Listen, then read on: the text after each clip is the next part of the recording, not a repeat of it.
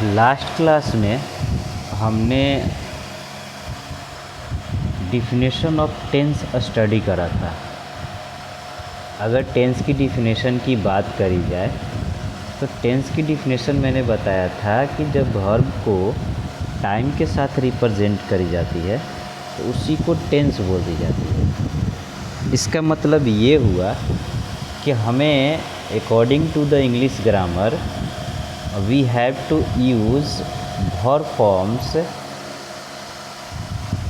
इन tense, यानी बोल सकते हैं कि हमें यहाँ पर टेंस में ग्रामर रूल्स के अकॉर्डिंग वर्ब फॉर्म्स का यूज करना सीखना होता है।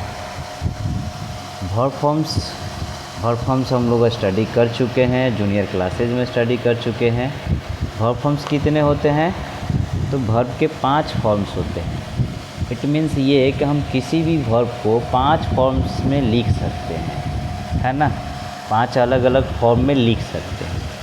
अगर मैं बात करूँ वर्ब फॉर्म्स में V1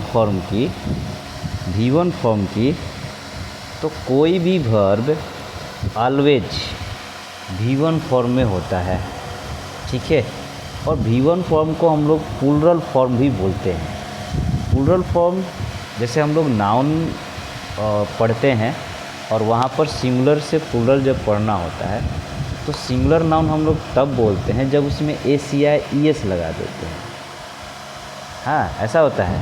नहीं, प्लूरल बनाने के लिए हमें एस या ईएस लगाना होता है, ठीक है।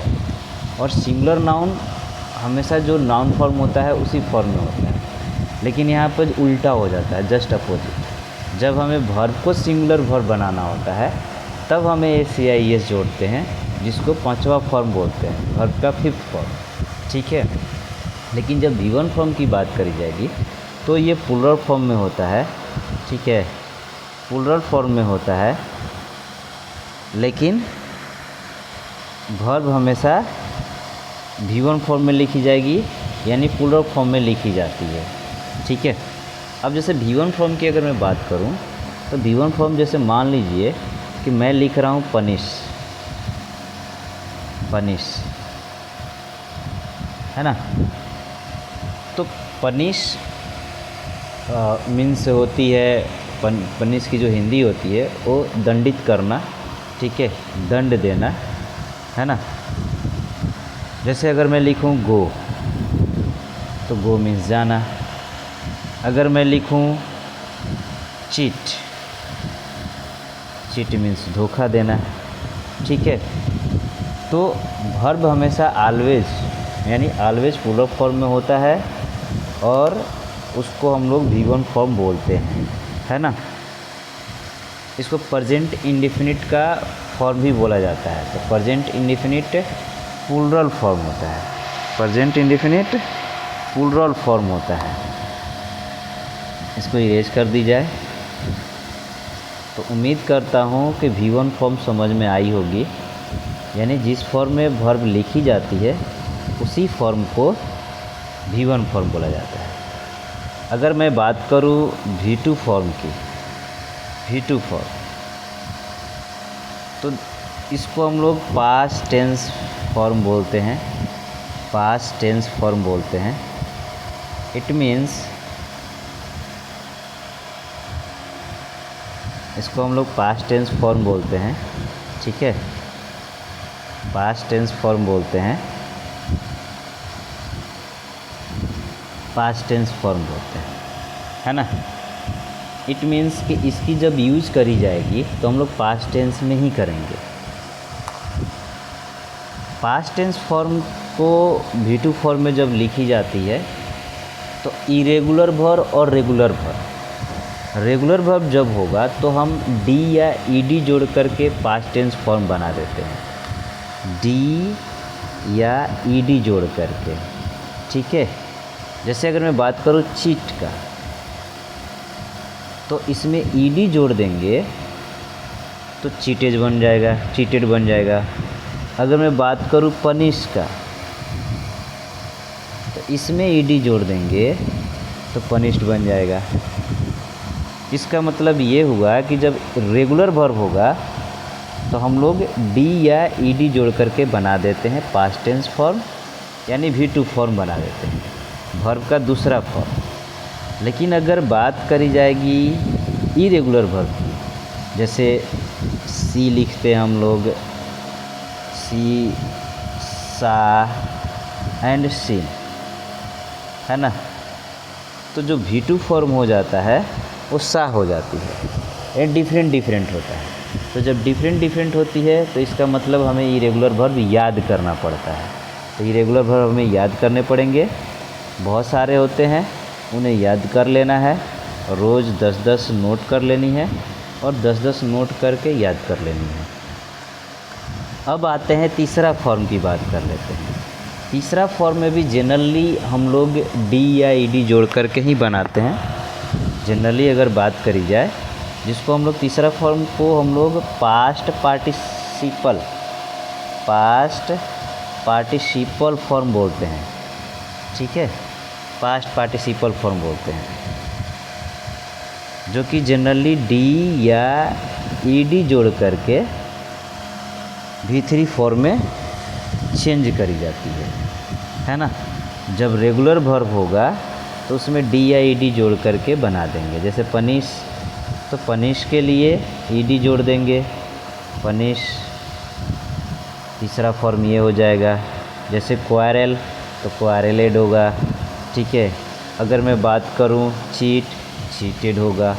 तो डी या ईडी जोड़ करके हम लोग V3 फॉर्म भी बनाते हैं। लेकिन जब इरेगुलर वर्ब होगा, जो मैंने लिखवाया था अभी थोड़ी देर पहले लिखा था, इरेगुलर वर्ब होगा तो सीन यूज हो जाएगा, सी, सा, सीन। ठीक है, इस तरह से ईट, एट, ईटेड, ईटेड।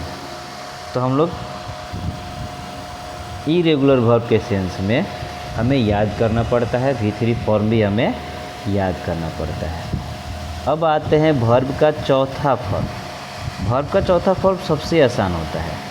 वर्ब का चौथा फॉर्म में क्या कि वर्ब में ING लगा होता है, ING लगा होता है।